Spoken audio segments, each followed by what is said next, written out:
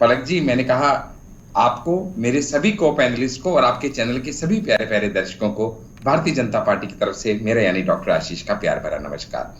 पलक जी, सबसे पहले तो मैं कहूंगा कि आज जब नारी सशक्तिकरण के ऊपर आप ये डिबेट ले रही हैं और मोदी सरकार ने जो जो कदम नारी सशक्तिकरण के लिए बढ़ाए हैं, जब आप उनका वर्णन कर रही थी तो आपके चेहरे की मुस्कुराहट और आपके चेहरे की दमक, ये अपने आप में सभी महिलाओं के लिए एक अपने आप में एक संदेश है कि देश की महिलाएं आज कैसे इस चीज से प्रभावित है कि उनकी 56 इंच की छाती वाला भाई उनको सशक्त करने के लिए कोई भी कदम ऐसा नहीं है जो उठा सके और जो नहीं उठाएगा, क्योंकि हम उस संस्कृति से आते हैं जहां पे नारी को ही नारायणी माना जाता है। हम उस सभ्यता से आते हैं जहां पे महिलाओं का नाम पुरुषों से पहले लिया जाता है, फिर चाहे वो राधा कृष्ण हो, सिया राम हो, लक्ष्मी गणेश हो। इसीलिए उसी संस्कृति और उसी सभ्यता को सर्वोपरि मानते हुए मोदी सरकार भी नारी सशक्तिकरण के लिए हर वो कदम उठाने के लिए वचनबद्ध है जिससे इस देश की महिलाएं पुरुष के सामने कदम से कदम मिला के चढ़ पाए। क्योंकि डाटा के अनुसार ये वुमेन रिजर्वेशन बिल, जिसको कि अगर हम डेफिनेटली अब वो पास होना ही है, पास हो चुका है, अब वो सिर्फ ये कि एक बिल लॉ में कन्वर्ट होना रह गया है, और वो भी होते ही अभी भी 141 इयर्स लगेंगे महिलाओं को पुरुषों की बराबरी में आने में। इस तरह से उनका जो है शोषण आज तक किया गया है जो शर्मनाक है। लेकिन मोदी सरकार ने कोई ऐसा कदम पास्ट में भी ऐसा नहीं है जो नहीं उठाया हो। अभी तो आप कह रहे हैं ऋण देने की, डेफिनेटली क्या मैं एक पुरुष होने के नाते, भाई होने के नाते, बाप होने के नाते नहीं चाहूंगा कि मेरे घर की बहन बेटी जो है वो अपने आप में अपने पैरों पे खड़ी हो, उच्च शिक्षा प्राप्त करे, उसका अपना घर हो, वो बिजनेस खुद स्टार्टअप करे, अपने पैरों पे खड़ी हो। ये सब करने के लिए ही अगर चीप रेट्स पे, लोअर रेट्स पे, डिस्काउंटेड रेट्स पे उनको लोन मिलना शुरू हो जाएगा तो मुझे लगता है नारी शक्ति वंदन एक्ट जो हम वुमेन रिजर्वेशन बिल लेके आए हैं उसके बाद ये सबसे बड़ा कदम होगा। और पलक जी, ये भी हमें समझना पड़ेगा कि इन द पास्ट भी मोदी जी ने ऐसे बहुत सारे ठीक है आशीष जी, विस्तार से इस पर चर्चा करेंगे।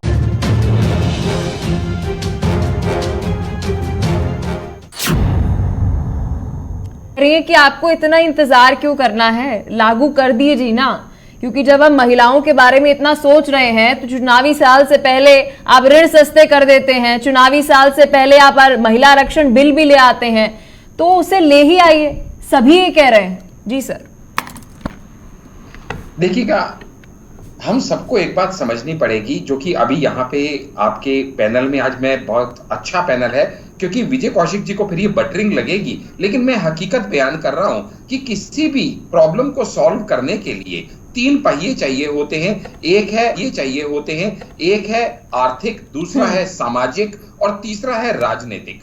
और आज आपके पैनल पे तीनों के सदस्य बैठे हैं। वो बात अलग है कि मैं और कौशिक जी थोड़ा सा आपस में डिफर कर सकते हैं, वो अलग बात है, लेकिन कुल मिला के आप ही समझिएगा ये जो प्रॉब्लम है कि अगर हमें अपने देश को विश्व गुरु बनाना है, आर्थिकली उसको हमें आर्थिक और अच्छे लेवल पे लेके जाना है, तीसरी अर्थव्यवस्था पे लेके जाना है, तो महिला सशक्तिकरण के बिना ये संभव नहीं है।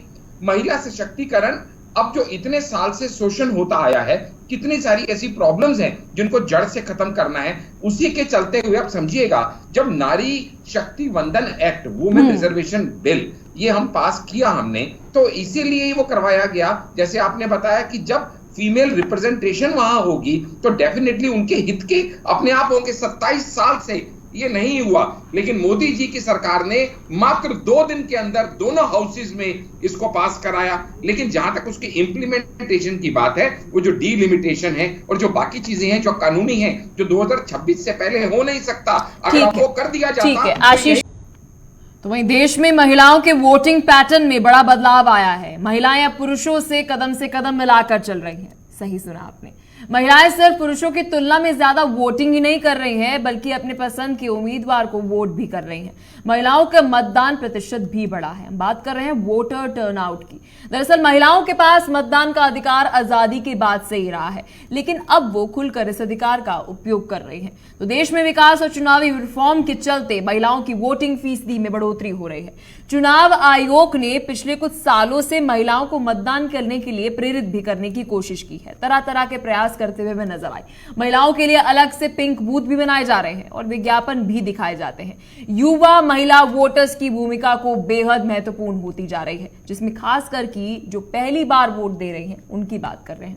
इधर बीजेपी ने भी महिलाओं के बढ़ते वोट प्रतिशत को देखकर महिलाओं को टिकट देने का मूड तो बना लिया, लेकिन हालांकि इस पर बीजेपी को कितना फायदा होगा, आज इसी मुद्दे पर करेंगे चर्चा। लेकिन इससे सबसे महत्वपूर्ण जानकारी यह है कि आने वाले समय के अंदर ऋण को लेकर एक महत्वपूर्ण फैसला जो है वह बीजेपी सरकार लेने जा रही है। सही सुना आपने, यानी कि होम लोन को लेकर महिलाओं को इंटरेस्ट रेट जो है वह कम भरना होगा। तो ये जानकारी सूत्रों की तरफ से सामने आ रही है। आज विस्तार से इसी पर भी चर्चा करेंगे, लेकिन रुक कर लेते हैं बड़ी खबर का, क्योंकि इस वक्त की बड़ी खबर बीजेपी से जुड़ी है। आगामी चुनाव में महिलाओं को ज्यादा टिकट मिलने की पूरी उम्मीद है बीजेपी द्वारा, क्योंकि लगातार कांग्रेस बीजेपी से सवाल ये उठा रही है कि जी 2029 तक क्यों आप महिला आरक्षण बिल जो है उसे धरातल पर लेकर आएंगे। लेकिन इस बार बीजेपी का पूरा फोकस आधी आबादी पर है। बात हम कर रहे हैं महिलाओं की, जहां पर चुनाव से पहले केंद्र सरकार की तरफ से महिलाओं के लिए लोक लुभावनी वादे और योजनाओं का ऐलान किया जा सकता है, जहां पर विपक्ष को मात देने के लिए बीजेपी महिलाओं को साथ लेने की तैयारी में नजर आ रही है। बीजेपी महिलाओं को सस्ता कर्ज दे सकती है। तो चलिए आपको ग्राफिक्स के माध्यम से समझाते हैं कि क्या गाइडलाइन हो सकती है ब्याज में छूट के लिए, क्या कुछ गाइडलाइंस जो है महिलाओं को लेकर बनाई जा सकती है। तो नजर डाल रहे हैं ग्राफिक्स पे, जहां पर महिलाओं की छूट की जब हम बात कर रहे हैं, सामान्य महिलाओं को छूट मिलेगी, लेकिन इस बीच आपको बात करें महिलाओं को अधिक छूट जो है वो मिलेगी जो सिंगल चाइल्ड मदर है, ओनली गर्ल चाइल्ड मदर है, वर्किंग वुमेन्स है और साथ ही विधवाओं की हम बात कर रहे हैं। इन्हें और ज्यादा छूट मिलेगी। ऐसा नहीं है कि जो सामान्य महिलाएं हैं उनको छूट नहीं मिलेगी, उन्हें मिलेगी, लेकिन जो महिलाओं को अधिक छूट मिलेगी उनकी कैटेगरी सिंगल चाइल्ड मदर होगी। अगर सिंगल चाइल्ड के अंदर जो बेटी है तो और ज्यादा मिलेगी। अब वर्किंग वुमेन्स को मिलेगी और विधवाओं को भी आपको बता दें कि ब्याज के अंदर छूट मिलते हुए नजर आएगी। अब कहा जा रहा है कि स्टार्टअप्स को लेकर भी छूट मिल सकती है। तो 2019 के लोकसभा चुनाव की बात करते हैं। पुरुषों के मुकाबले महिलाओं का मतदान जो है वो ज्यादा रहा है। लोकसभा चुनाव में कुल 67% वोटिंग जो है वह महिलाओं ने की। तो ये वोटर टर्नआउट अपने आप में बहुत जरूरी है। 2019 के लोकसभा चुनाव में पुरुषों के मुकाबले महिलाओं का मतदान जो है वो ज्यादा रहा, तो बीजेपी को 35% महिला वोट मिला। हम बात कर रहे हैं जो कुल वोटर टर्नआउट है उसमें बीजेपी को 35% महिलाओं ने वोट किया, कांग्रेस को 20% महिलाओं के वोट जो है वो मिले हैं। तो ये कारण है कि इस वक्त आधी आबादी को फोकस करने की कोशिश जो है वह महिलाएं कर रही हैं। तो इस बीच 2018 में महिलाओं का जब हम चुनावों की बात कर रहे हैं, तो चलिए एक बार नजर घुमाते हैं ये आगामी चुनावों से इसका क्या लेना देना है। मध्य प्रदेश के अंदर जो वोटर टर्नआउट है वह 2018 के अंदर 72% तक रहा। पुरुषों का आप देखिए कितना रहा। फिर राजस्थान के अंदर 74 रहा महिलाओं का, 73 रहा पुरुषों का। छत्तीसगढ़ में 73 रहा महिलाओं का, 68 रहा पुरुषों का। तो आप देखिए कि तीनों ही राज्यों के अंदर महिलाओं ने ज्यादा वोट करे हैं। तो ये दिलचस्प है कि जब आधी आबादी वोट दे रही है तो उनके लिए परियोजनाएं क्यों ना लेकर आए सरकार, ये महत्वपूर्ण सवाल है। आज इसी सवाल के जवाब जानने की कोशिश हमारी तरफ से रहेगी, क्योंकि लगातार आपको बता दें कि महिला आरक्षण बिल के बाद बीजेपी एक नई शिफ्ट करते हुए नजर आ रही है, क्योंकि सत्ताधारी सरकार जल्द एक महत्वपूर्ण मीटिंग करेगी अपने सलाहकारों के साथ, पॉलिसी मेकर्स के साथ, और एक बड़ा फैसला जो है महिलाओं को लोन देने को लेकर कर सकती है। तो आज इसी मुद्दे पर करेंगे विस्तार से चर्चा, लेकिन इस मुद्दे पर कई सारे सवाल खड़े हो जाते हैं। एक नजर डालेंगे सवालों पर और फिर सीधा चलेंगे चर्चा की ओर।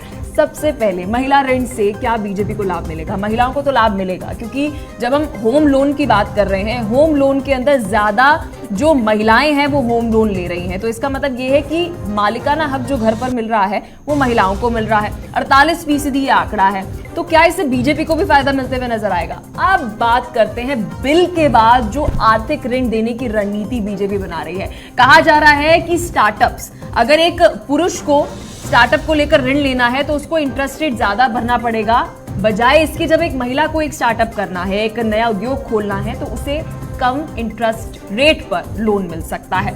इस बीच आगे बढ़ते हैं, सबसे महत्वपूर्ण सवाल तो यह भी है कि बीजेपी महिलाओं के चुनावी टिकट क्या बढ़ा देगी, क्योंकि एक तरफ ऋण देने की बात कर रही है तो वहीं दूसरी तरफ कह रही है कि जी 2029 में जब बिल आएगा तो आएगा, उससे पहले हम महिलाओं को टिकटें भी देंगे। लेकिन हम आपको पीछे भी लेकर चलेंगे चर्चा के अंदर, क्योंकि ऐसा देखने को मिला कि महिलाओं को टिकट तो मिली लेकिन वो जीती कम। ऐसा क्यों है? ये भी एक समाज का आईना है। इस बीच बात करते हैं बीजेपी का 2024 पर नहीं 2029 पर भी फोकस है, क्योंकि 2024 की जब हम बात कर रहे हैं, 2024 के अंदर कोशिश की जा रही है कि ज्यादा से ज्यादा महिला सांसदों को उम्मीदवार बनाया जाए। साथ ही जब हम बात करें विधानसभा चुनाव के अंदर, वहां पर भी टिकटें दी जाए। लेकिन क्या इससे जीत मिलेगी? ये सबसे जरूरी सवाल है। इस बीच इन सभी सवालों के जवाब जानने की कोशिश तो रहेगी, लेकिन एक सवाल यह भी है कि चुनावी राज्यों में महिला वोट साधने की कोशिश जो है वो की जा रही है, क्योंकि आज के सवाल के अंदर ये सभी सवालों के जवाब जानना बेहद ज्यादा जरूरी है। जब हम बात करें 33% सीटें महिलाओं को लेकर आरक्षित जो है वो की गई है, यानी कि 2029 तक जब परिसीमन होगा, परिसीमन के साथ साथ कहा जा रहा है कि जनगणना होगी, उसके बाद इसे लागू कर दिया जाएगा। लेकिन इससे पहले कहा जा रहा है कि कई सारी ऐसी स्कीम्स, जब हम स्कीम्स की बात कर रहे हैं तो इससे पहले उज्ज्वला योजना से कहा जा रहा है कि बहुत फायदा बीजेपी को मिला, महिलाएं काफी ज्यादा प्रभावित हुई। और उज्ज्वला योजना के साथ अगर हम बात कर रहे हैं कि खुले में शौच मुक्त भारत बनाने का जो अभियान चलाया गया था, इससे भी सबसे ज्यादा प्रभावित हुई महिलाएं। और यही कारण रहा कि लोकसभा चुनाव के अंदर 35% वोट जो है वो बीजेपी को महिलाओं ने दिए। वोटर टर्नआउट की जब हम बात कर रहे हैं, महिलाएं ज्यादा दिलचस्पी दिखा रही हैं वोट करने को लेकर। कारण कुछ भी हो सकता है, लेकिन बात यह है कि दिलचस्पी जब भारत के अंदर दिखा रही है महिलाएं वोट करने में, तो क्यों ना उन्हें संसद में भी बिठाया जाए, उन्हें क्यों ना सीईओ भी बनाया जाए, क्यों ना उन्हें बेहतर ऋण भी दिया जाए, क्यों ना वो एक घर की मालकिन भी हो। तो आज विस्तार से इसी मुद्दे पर करेंगे चर्चा। मेहमान हमारे साथ जुड़ चुके हैं, परिचय आपको करा देते हैं। डॉक्टर आशीष हांडा नेता हैं बीजेपी से, विजय कौशिक हमारे साथ नेता है कांग्रेस से, प्रोफेसर MK अग्रवाल अर्थशास्त्री हमारे साथ जुड़ चुके हैं, रूपा पांडे हमारे साथ सामाजिक कार्यकर्ता है। बहुत बहुत शुक्रिया आप चारों का अपना कीमती समय देने के लिए और विस्तार से इस महत्वपूर्ण मुद्दे पर चर्चा करने के लिए। डॉक्टर आशीष हांडा, महिला महिला महिला एक नई लहर बीजेपी के अंदर देखने को मिल रही है कि पहले कहा जा रहा है कि 33% आपने जो आरक्षण लेकर आए हैं महिलाओं के लिए संसद में, अब कह रहे हैं कि जी आप ऋण भी सस्ता जो है वे महिलाओं को देने जा रहे हैं। क्या लगता है 2024 के अंदर महिलाओं से वोटर टर्नआउट और बढ़ाने की कोशिश? जी आशीष हांडा जी।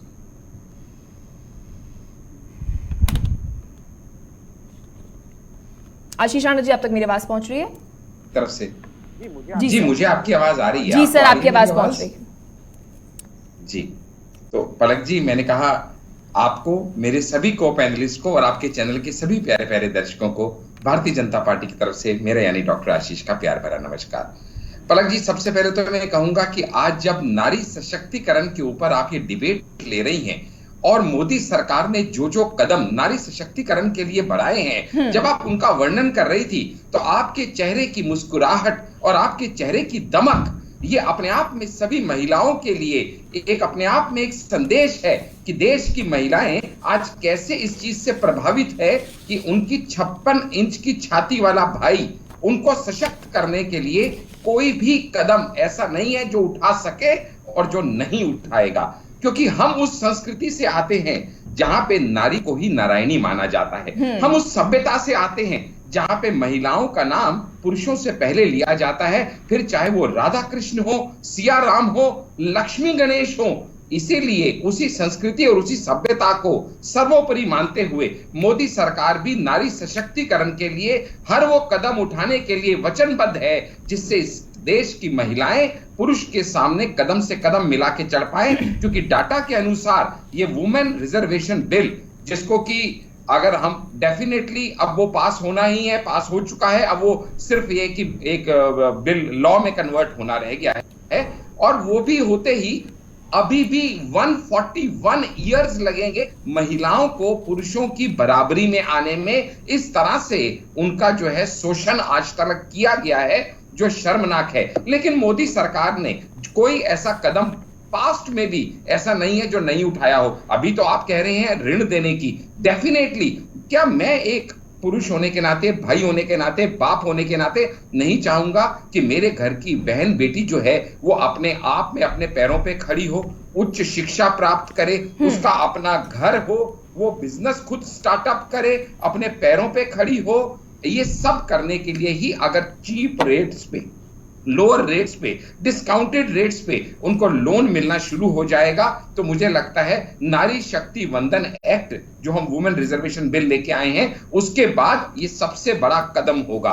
और पलक जी ये भी हमें समझना पड़ेगा कि इन द पास्ट भी मोदी जी ने ऐसे बहुत सारे ठीक है आशीष जी विस्तार से इस पर चर्चा करेंगे।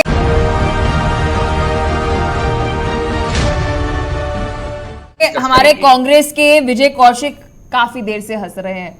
सर क्यों हंस रहे हैं पहले ये भी बताइएगा। लेकिन इस वक्त बीजेपी की तरफ से महिलाओं को लुभाने की कोशिश की जा रही है, ना केवल महिला आरक्षण बिल के तहत और कई योजनाओं के तहत। मध्य प्रदेश के अंदर कहा जा रहा है कि सबसे ज्यादा खर्च जो हो रहा है योजनाओं पर हाल फिलहाल में चुनावी प्रचार में वो महिलाओं की योजनाओं पर हो रहा है। फिर इस बीच जब हम बात कर रहे हैं कि आने वाले समय के अंदर कहा जा रहा है कि महिलाओं को ऋण जो है वो दिया जाएगा सस्ते दामों पर, तो सर क्या कहना चाहेंगे। कांग्रेस एक बड़ी चुनौती का सामना महिलाओं की तरफ से, महिला वोटर्स की तरफ से सामना कर सकती है। जी सर। पलक जी देखिए हंसी तो मुझे इस बात पर आ रही थी जिस तरह से भाजपा प्रवक्ता आज आपको भी मक्खन लगा रहे थे तो उसे देखकर मुझे हंसी आ रही थी कि वोट बैंक के नाम पर लोगों की आंखों में धूल झोंकने का काम ये किसी के साथ भी कर सकते हैं। माननीय मोदी जी ने निजी जीवन में अपनी धर्मपत्नी के साथ न्याय नहीं किया। इसके अलावा अगर मोदी जी और अमित शाह की जोड़ी का हम देखें, बात करेंगे तो मैं सोनिया गांधी का नाम भी ले दूंगा। आप चुप रहिए, आपको मिर्च लगेगी। आप चुप रहिए। हाँ लीजिए ना, मोदी जी मुझे मालूम है आप महिलाओं की कितनी इज्जत करते हैं। नहीं आप सोनिया जी का नाम नहीं करेंगे। आप प्रधानमंत्री जी के या कमाल की बात कर रहे हैं। पर्सनल अटैक ठीक है विजय Kaushik ji, I think sir मुझे लगता है फेयर इनफ कि आप किसी के पर्सनल लाइफ के ऊपर कमेंट ना करें। सही है, सही नहीं पलक जी सर। आप प्रधानमंत्री ने क्या किया देश के लिए उस पर बात करिए, उनके पर्सनल लाइफ पर क्यों कमेंट करना है सर। Please continue. सुन तो लीजिए, बोलिए। पहली बात, प्रधानमंत्री का कोई निजी जीवन नहीं होता। अच्छा, अगर होता तो भगवान श्री राम को अपनी धर्मपत्नी का परित्याग जनता के कहने पर सोनिया गांधी जी का ओरिजिनल नेम बता दीजिए। ये राम राज्य की बात करते हैं सोनिया गांधी जी का ओरिजिनल। आशीष जी और विजय कौशिक जी एक सेकेंड सर, दोनों सुन लीजिए, मुद्दे से ना भटकाएं। जनता यहाँ पर सुनने के लिए आई है कि पता नहीं कौन सी योजनाओं के ऊपर आने वाले समय में सरकार काम करने जा रही है, विपक्ष इसकी क्या आलोचना करेगा, बेहतर क्या है। आप कुछ और ही लेके जा रहे हैं विजय जी डिबेट। पलक जी बोलिए सर। सवाल ये है कि जो बहन कुमारी मायावती है वो भी किसी की बहन बेटी है जिसे मोदी जी सीबीआईडी के डर से नचा रहे हैं भाजपा के। तो सर आप मुझे ये कहना चाह रहे हैं, ये समझाना चाह रहे हैं कि विमेन रिजर्वेशन बिल नहीं आना चाहिए, महिलाओं के लिए सस्ते ऋण नहीं होने चाहिए। This is what you are trying to say. क्या आप मुझे ये कहना चाह रहे हैं सर। सुनो ना, नहीं सर इधर उधर मत बोलिए। सुनो ना, मैं आपके इशारे पर ही चलने के लिए तैयार हूँ, जरा सुन लीजिए। ठीक है चलिए। अगर आप वुमेन रिजर्वेशन की बात करना चाहते हैं तो हम ये कहते हैं आज इसे क्यों नहीं, क्या आपत्ति सरकार को कि इसके अंदर कंडीशंस लगाने की, आप क्यों इसे 2029 तक खिसका कर ले गए। पहली बात, ये जो सरकार की मंशाएं हैं ये केवल राजनीतिक मंशाएं हैं, क्योंकि कहते हैं कि दिया बुझने से पहले उसकी लौ तेज हो जाती है। तो 2024 में अपनी हार दिखाई दे रही है, उससे बचने के लिए तमाम तरह के झूठे वादे दावे वो सब कर रहे हैं पब्लिक के बीच में। मुझे बताइए, जिस तरह से इन्होंने कहा सत्ता में आने से पहले कि देश के अच्छे दिन आएंगे, 2 करोड़ रोजगार हर साल देंगे, कोई भी मुद्दा इन्होंने पूरा किया हो कि काला धन वापस आएगा, कोई भी एक मामला आप बता दीजिए। 100 स्मार्ट सिटी बनाएंगे, एक भी स्मार्ट सिटी बनाई हो, 350 गांव भाई साहब एक गांव स्मार्ट बना हो। तो ये जो महिला, देखिए सबसे बड़ी बात कौशिक जी सर मैं बहुत डिसअपॉइंटेड हूँ क्योंकि मैंने आपको बहुत सारा समय दिया सर, और मैं चाह रही थी कि कांग्रेस द्वारा पक्ष रखा जाए अपनी पार्टी का, हम केवल और ये कह रहे हैं बताएं कि ये कि सब महिला बातें रिजर्वेशन छलावा बिल है। के बाद जब सरकार सोच रही है कि लोगों की महिलाओं के रोटी लिए छीनकर ऋण की उपलब्धि जो है शौचालय की कराई बात जाएगी, करती है सरकार। लो इंटरेस्ट रेट के ऊपर लोन महिलाओं दिया के जाएगा, पतियों का रोजगार आप इसकी या तो छीनकर आलोचना करें या तो आपको स्कीम महिलाओं एकदम को परफेक्ट लग रही है, आपको आरक्षण कुछ की इसके बात खिलाफ करती कुछ है। बोलना ही नहीं है। जनता तो यही समझेगी ना सर, आप इसके खिलाफ नहीं मैं तो बोल रहे, इसका point to मतलब ये है point कि आप सुन इसके लीजिए, खिलाफ मैं कुछ सोच जवाब- ही नहीं पा रहे।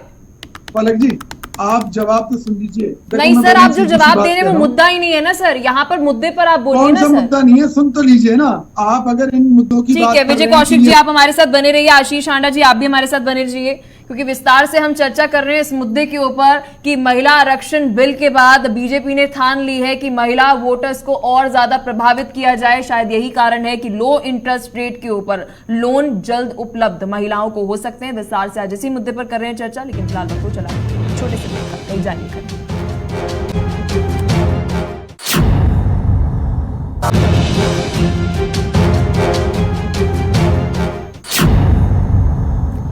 ब्रेक के बाद एक बार फिर से आप सभी का जीके 24/7 न्यूज में स्वागत है। चर्चा इस वक्त काफी ज्यादा महत्वपूर्ण है क्योंकि बीजेपी का फोकस इस वक्त आदि आबादी पर है। महिला आरक्षण बिल के बाद अब कहा जा रहा है महिलाओं के लिए होम लोन, सस्ते होम लोन सरकार उपलब्ध करा सकती है। विस्तार से इसी मुद्दे पर कर रहे हैं चर्चा। हमारे साथ प्रोफेसर एमके अग्रवाल इकोनॉमिस्ट भी हैं, उनसे भी जरा सवाल लेते हैं। प्रोफेसर एमके अग्रवाल जी, दर्शकों के लिए सबसे पहले जानना यह जरूरी है कि महिलाओं के लिए सस्ते ऋण जब उपलब्ध कराए जाएंगे, इससे क्या सरकारी घाटा होगा या फिर हमारी इकोनॉमी के ऊपर बेहतर असर पड़ते हुए नजर आएगा? जी पलक जी, मुझे नहीं लगता कि इसको घाटे के रूप में देखना चाहिए। आधी आबादी की आप बात कर रही हैं, जिसमें आधे से ज्यादा महिलाएं आज आर्थिक क्रियाकलापों से बाहर हैं। जिस देश की एक बहुत बड़ी आबादी आर्थिक क्रियाकलापों से बाहर हो, उसकी तीव्र विकास की कल्पना नहीं कर सकते हैं। इसको इस रूप में देखना चाहिए। अगर हम सस्टेनेबल डेवलपमेंट गोल्स देखते हैं जो 2030 तक पूरा करना है हमको, उसमें 17 गोल्स में से 9 गोल डायरेक्टली ऐसे हैं। यदि हम महिलाओं का सशक्तिकरण नहीं करेंगे, केवल महिलाओं का सशक्तिकरण शिक्षा तक सीमित नहीं होना चाहिए, स्वास्थ्य तक सीमित नहीं होना चाहिए, बराबरी तक नहीं, बल्कि उनको आर्थिक परिवेश में भी आगे लाने की आवश्यकता है। जहां तक बात आती है कि सस्ते लोन की बात आती है, सस्ता लोन तो बहुत कंपोनेंट्स को दिया जा रहा है, स्टूडेंट्स को दिया जा रहा है, उनको दिया जा रहा है, लेकिन यदि वहां पर सस्ते लोन से आर्थिक विकास की एक नई बुनियाद बनती है, एक नया ग्रोथ सेंटर बनता है, तो वो क्या भारत के जो हमारे लक्ष्य है $5 ट्रिलियन इकोनॉमी की अभी बात है, फिर हम $10 ट्रिलियन की इकोनॉमी की तरफ बात कर रहे हैं, क्या हम उधर नहीं जा सकते?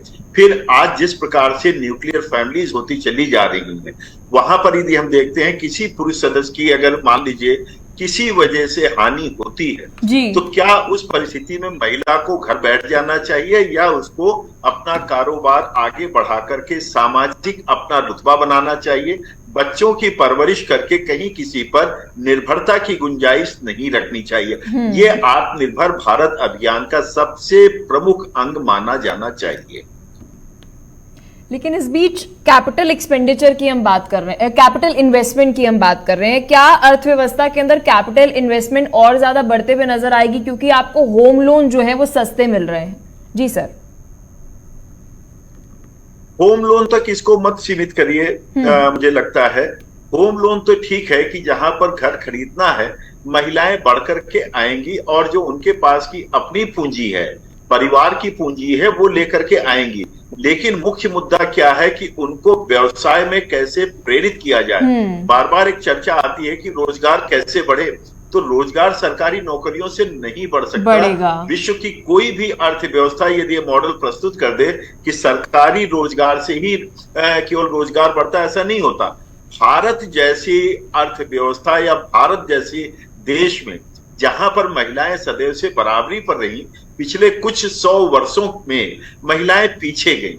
आज उनको बराबरी पर लाने की आवश्यकता, हमें उधर चिंतन करने की आवश्यकता है कि हम किस प्रकार से एक हमारी सुषुप्तावस्था में जो ताकत है, आर्थिक ताकत कह लीजिए, सामाजिक ताकत कह लीजिए, मैं बता सकता हूं कि आज हमारे विश्वविद्यालय में किस प्रकार से बच्चियां वो अपने व्यवसाय के लिए स्वयं के प्रयास से काम कर रही हैं, क्योंकि उनको भी पता है उसके कई फायदे भी हैं कि जो उनका कैपिटल इन्वेस्टमेंट की जिसकी आपने बात करी, वो अपने पारिवारिक माहौल को भी सुदृढ़ करता है और घर से ही काम कर सकती है, बजाय इसके कि दूसरी जगह काम रूपा पांडे जी, आपने पक्ष, विपक्ष और इकोनॉमिस्ट तीनों को सुना।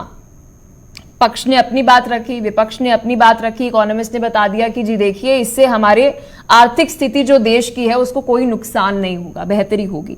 जब मैं बात कर रही हूं स्त्रियों की सामाजिक स्थिति की, कि महिलाओं की सामाजिक स्थिति जो अभी है कि अगर मुझे अपना खुद का स्टार्टअप करना है तो शायद मेरे घर वाले मुझे पैसे नहीं देंगे, लेकिन अगर मेरे भाई को स्टार्टअप करना है तो उसे पैसे दे दिए जाएंगे। और ऐसा ही कुछ घर लेने की बात जब हम कर रहे हैं उसमें देखने को मिलेगा।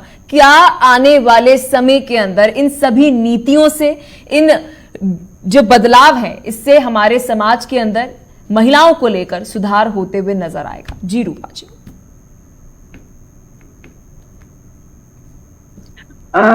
जी बिल्कुल आप सही कह रही हैं, मैं आपसे सहमत हूं। देखिए मेरी आवाज ठीक आ रही है? जी आपकी आवाज हम तक पहुंच रही है। हेलो जी मैम, आपकी आवाज पहुंच रही है हम तक। अच्छा, मुझे दो आवाजें सुनाई पड़ रही। जी मैम। देखिए पितृसत्तात्मक समाज हमारे यहाँ का ताना बाना है, और उसमें जो आपने कहा कि बेटे को मिल जाएगा, बेटी को नहीं मिलेगा, ये भी, लेकिन बहुत हद तक अब इसमें भी सुधार आना शुरू हो चुका है, क्योंकि बेटियों को देखिए कन्या भ्रूण हत्या पर जैसे अंकुश लगा, उसके बाद बेटियों को लोग पढ़ाने भेजने लगे और उन्हें शिक्षित करना प्रारंभ कर दिया। तो मुझे लगता है अगर बेटी की इच्छा होती तो मिल सकता है, घर से भी उनको मदद मिल सकती है, लेकिन उतनी मात्रा में उनको सपोर्ट नहीं मिलता है जितना बेटे के लिए होता है, कि बेटी पराया धन है और बेटी को तो दूसरे घर जाना है। यहाँ तक कि शिक्षा में भी लोग इतना सोच लेते थे कि इसको ज्यादा पढ़ा लिखा कर क्या करना है, ये तो पराये घर जाएगी, और बेटा अगर ठीक है तो भी, और अगर नालायक है तो भी, उसके साथ पूरा परिवार हमेशा खड़ा होता नजर आया था। लेकिन मैं यहाँ पर एक और बात कहना चाहूंगी कि सस्ते दर पर जो ऋण है वो तो मिले, उसका स्वागत करूंगी। अच्छा है कि कहीं से अगर एक आधी आबादी को कोई ऐसा क्षेत्र मिलता है जहां से उसे आर्थिक रूप से मजबूती मिल सकती है तो उसको स्वागत करूंगी। लेकिन मैं ये जानना चाहती हूँ कि क्यों ना स्त्री को इतना सशक्त किया जाए, वो इतनी पुरुषों के बराबर आत्मनिर्भर हो जाए और उसकी आर्थिक स्वतंत्रता बढ़े और वो कार्य क्षेत्रों में इतना काम कर सके कि उसको बहुत ज्यादा लोन वगैरह की ओर लालायित होना ही ना पड़े। क्योंकि देखिए कार्य क्षेत्र में जिस तरह शोषण होता है, असुरक्षा का भाव रहता है, तो बहुत सी लड़कियां हथियार डाल देती है कि वो काम पर जाएंगी। तो जरा सा वहां पर देखने की जरूरत है सरकारों को। और शिक्षा, कुपोषण, अब हमारे भारत में आज भी महिलाओं में एनेमिक होने की प्रॉब्लम बहुत है, क्योंकि उनका स्वास्थ्य उतना अच्छा नहीं है। जब स्वास्थ्य अच्छा नहीं होगा तो वो परिवार को कैसे संभालेंगे? निश्चित रूप से परिवार पर आर्थिक संकट भी आएंगे, क्योंकि बीमारियों के इलाज होते हैं। और दूसरी बात है उनके बच्चों में देखिए परिवार नियोजन जैसी चिंता दायित्व। तो मैडम आपको नहीं लगता कि जब 33% आरक्षण सरकार दे रही है महिला सांसदों को, तो वहां पर बैठी महिलाएं पॉलिसी मेकर होंगी, वहां पर बैठी महिलाएं पॉलिसी मेकर होंगी, तो लाजमी सी बात है वो महिलाओं के लिए पॉलिसी बनाएंगी और महिलाओं के बारे में सोचेंगे, सदन में आवाज उठाएंगी। जी मैडम। बस उसी सुखद दिन का हम सब इंतजार कर रहे हैं। और उसका इंतजार भी क्यों, मैं कह रही हूँ कि जब संविधान में आएगा तो आएगा, अगर पार्टीज की मन में इच्छा शक्ति है तो वो देना शुरू कर दे। ठीक है, अभी से आशीष जी सभी का यही सवाल है, किसी पार्टी से नहीं है रूपा जी, और वो कह रही है कि आपको इतना इंतजार क्यों करना है, लागू कर दीजिए ना। क्योंकि जब हम महिलाओं के बारे में इतना सोच रहे हैं तो चुनावी साल से पहले आप ऋण सस्ते कर देते हैं, चुनावी साल से पहले आप महिला आरक्षण बिल भी ले आते हैं, तो उसे ले ही आइए, सभी ये कह रहे हैं। जी सर। देखिएगा, हम सबको एक बात समझनी पड़ेगी, जो कि अभी यहाँ पे आपके पैनल में आज मैं बहुत अच्छा पैनल है, क्योंकि विजय कौशिक जी को फिर ये बटरिंग लगेगी, लेकिन मैं हकीकत बयान कर रहा हूं कि किसी भी प्रॉब्लम को सॉल्व करने के लिए तीन पहिए चाहिए होते हैं। एक है ये चाहिए होते हैं, एक है आर्थिक, दूसरा है सामाजिक और तीसरा है राजनीतिक। और आज आपके पैनल पे तीनों के सदस्य बैठे हैं। वो बात अलग है कि मैं और कौशिक जी थोड़ा सा आपस में डिफर कर सकते हैं, वो अलग बात है, लेकिन कुल मिला के आप ही समझिएगा ये जो प्रॉब्लम है कि अगर हमें अपने देश को विश्व गुरु बनाना है, आर्थिकली उसको हमें आर्थिक और अच्छे लेवल पे लेके जाना है, तीसरी अर्थव्यवस्था पे लेके जाना है, तो महिला सशक्तिकरण के बिना ये संभव नहीं है। महिला सशक्तिकरण अब जो इतने साल से शोषण होता आया है, कितनी सारी ऐसी प्रॉब्लम्स हैं जिनको जड़ से खत्म करना है, उसी के चलते हुए आप समझिएगा जब नारी शक्ति वंदन एक्ट, वुमेन रिजर्वेशन बिल, ये हम पास किया हमने, तो इसीलिए वो करवाया गया। जैसे आपने बताया कि जब फीमेल रिप्रेजेंटेशन वहां होगी तो डेफिनेटली उनके हित के अपने आप होंगे। 27 साल से ये नहीं हुआ, लेकिन मोदी जी की सरकार ने मात्र 2 दिन के अंदर दोनों हाउसेज में इसको पास कराया। लेकिन जहां तक उसकी इंप्लीमेंटेशन की बात है, वो जो डीलिमिटेशन है और जो बाकी चीजें हैं जो कानूनी हैं, जो 2026 से पहले हो नहीं सकता, अगर वो कर दिया जाता। ठीक है आशीष हांडा जी, माफी चाहूंगी आपको रोकने के लिए, समय हमें इतनी इजाजत दे पा रहा है। आप चारों ने अपना कीमती समय दिया और इस महत्वपूर्ण मुद्दे पर रोशनी डाली। बहुत बहुत शुक्रिया आप चारों का। महत्वपूर्ण ये बात है और ये मुद्दा है, देश के विकास के लिए महिलाओं का योगदान जरूरी है। ये बात मौजूदा सरकार ने जान ली है, शायद यही कारण है, अपने चुनाव जीतने के कारण ही ये फैसले लिए गए हों, लेकिन महिलाओं के लिए इस बार सरकार तो जरूर सोच रही है। विस्तार से इसी मुद्दे पर